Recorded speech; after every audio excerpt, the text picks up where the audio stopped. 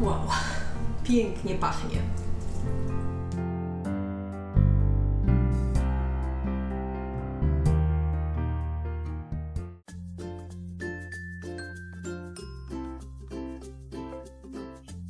Bardzo chcę się z Wami dzisiaj podzielić przepysznym, tłustym, staropolskim i przy okazji ketogenicznym bigosem, który ja sobie przygotowałam już na święta i Wy też możecie albo zamrozić, albo zamknąć w słoiki i będzie już gotowy tylko do wyjęcia i do podgrzania. Przepyszny. Ja zawsze składniki do bigosu dodaję na oko, ale teraz je dla Was sprawdziłam i podaję, natomiast tutaj jest naprawdę duża dowolność, także nie musicie się tego trzymać tak sztywno. Potrzebować będziemy około 3 kg kapusty kiszonej z sokiem. Ja kupuję w takich pojemnikach po 1,5 kg prawie. Do tego suszone grzyby, 2 duże garści.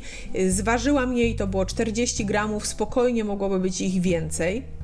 2 duże lub 3 niewielkie cebule, 8 pieczarek i kawałek białej kapusty. U mnie to jest 300 gramów, może być 500. Można w ogóle pominąć, jeżeli lubimy bardziej kwaskowate bigosy.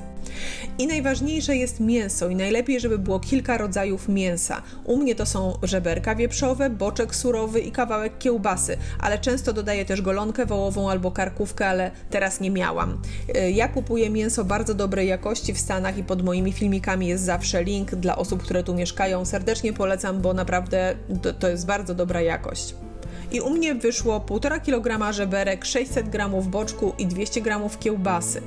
Można oczywiście dodać więcej mięsa, jeżeli lubimy bigosy bardzo mięsne, ale moim zdaniem ten wyszedł idealny z tych proporcji. Żeberka kroję na mniejsze kawałki, podobnie jak pozostałe mięso.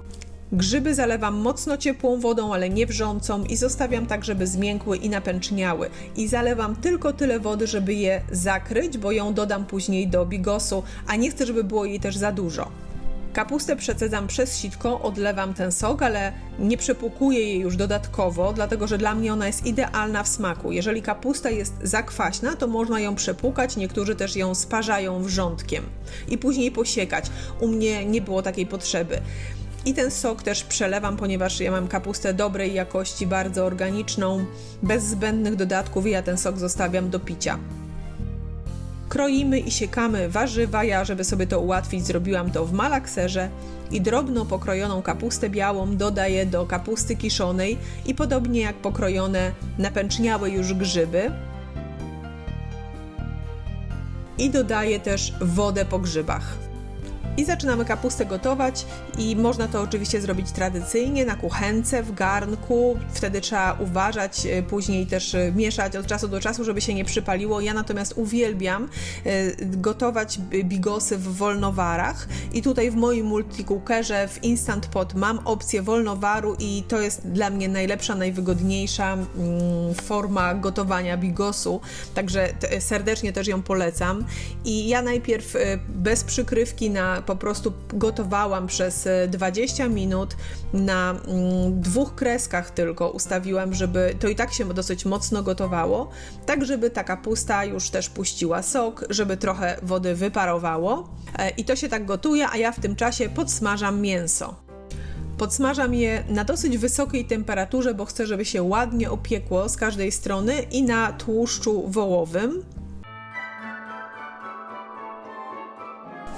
I robię to partiami, dodaję mięso później do kapusty, mieszam tak, żeby równomiernie się to wszystko poukładało.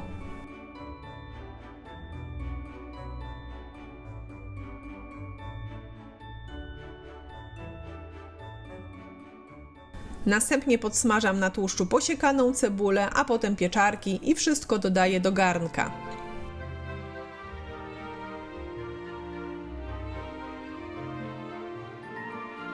Teraz jest pora na przyprawy i tutaj dodaję liście laurowe, kilka ząbków czosnku, wcześniej zmiażdżonego i po kilka ziarenek ziela angielskiego, jałowca, pieprzu i odrobinę soli, ale nie za dużo, dlatego że kiełbasa i kapusta są trochę słone, tak żeby nie przesolić. Warto dodać tylko do smaczku trochę soli, a później na końcu ewentualnie jeszcze bardziej doprawić. I zalewam to wszystko niecałą szklanką wina, to jest u mnie około 200 ml czerwonego wina, ale ja też to robię czasami trochę więcej, czasami trochę mniej. I dodaję też około 60-70 ml sosu pomidorowego albo kilka łyżek koncentratu.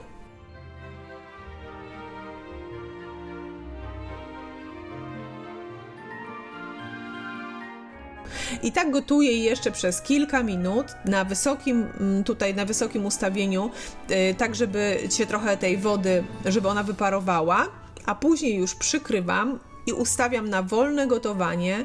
Jeżeli robiłabym to na kuchence gazowej, to zmniejszamy gaz do minimum, przykrywamy lekko tak, żeby on tylko tam bulgotał i tak zostawiamy na 5 godzin. W Instant Pot ustawiamy na wolnym gotowaniu i też zamykamy, programujemy to na 5 godzin i nie przypali nam się tutaj nic i spokojnie możemy zostawić tak.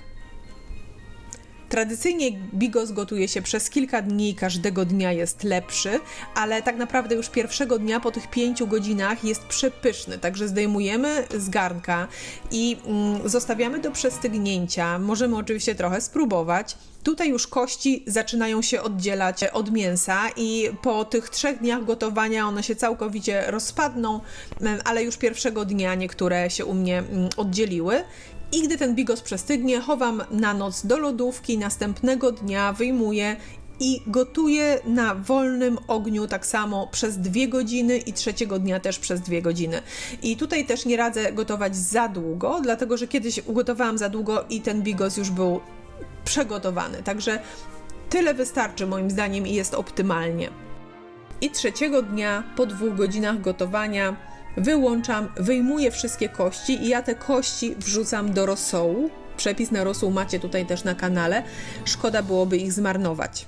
I taki gotowy już bigos możemy wstawić do lodówki, możemy go już jeść. Jeżeli robimy to tuż przed świętami, to będzie na świeżo, a możemy też zamrozić, poporcjować albo przełożyć do słoików. Ja tak często robię, ale jeżeli chcemy przełożyć do słoików, to bigos z wolnowaru nie jest tak gorący, jak powinien być. Dlatego ja to, co chcę zamknąć w słoikach, podgrzewam jeszcze przez kilka minut, tak żeby było bardzo gorące i dopiero gdy ten bigos jest gorący, podgrzany, wkładam do wyparzonych, czystych słoików, zamykam, odwracam do góry dnem i gdy przestygnie, słoiki są dobrze zamknięte, chowam do lodówki. I taki bigos zamknięty w słoikach będzie spokojnie przez kilka tygodni dobry, jeżeli będziemy przechowywać go w lodówce. Gdybyśmy chcieli trzymać poza lodówką, to musimy tutaj przeprowadzić metodę tyndalizacji, czyli 3 dni będziemy gotować i pasteryzować ten bigos. I ja pokazywałam, jak to zrobić w słoikach w moim przepisie z boczkiem w słoikach. Ja Wam podlinkuję ten przepis, jeżeli ktoś by chciał i wtedy możemy spokojnie długo trzymać poza lodówką w słoikach właśnie taki bigos.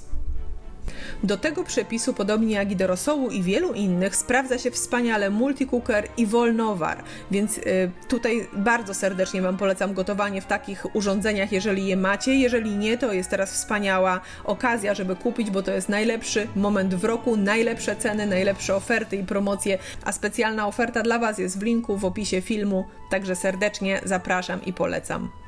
Dajcie koniecznie znać, czy macie ochotę zrobić, jak zrobicie to, jak smakowało i napiszcie, czy Wy macie jakieś swoje sekretne dodatki. Bardzo wiele osób dodaje śliwki suszone. Ja kiedyś też dodawałam, to jest wersja ketogeniczna, także śliwki zostawiłam. Cebula jest tutaj, która jest może nie taka super na keto, ale cały bigos jest naprawdę tłusty, jest ketogeniczny, jest wspaniały.